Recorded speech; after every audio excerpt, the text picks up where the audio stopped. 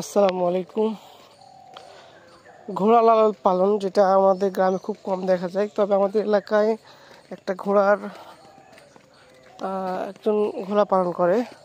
তো ঘোড়ার ব্যাপারে একটা হাদিস আছে, সেটা হচ্ছে যে আল্লাহ রাসূল সাল্লাল্লাহু আলাইহি ওয়াসাল্লাম বলেছেন যে ঘোড়ার কপালে কিয়ামত পর্যন্ত কল্যাণ লিখে রাখা হয়েছে। তো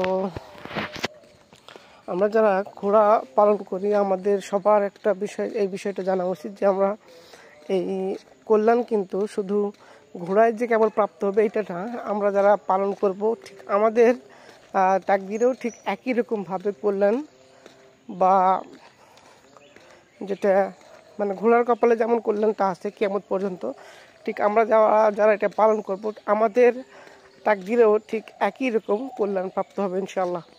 তো আমরা চাইলে ঘোড়া লালন পালন করতে পারি যাতে করে আমরা কল্যাণ প্রাপ্ত হতে পারি।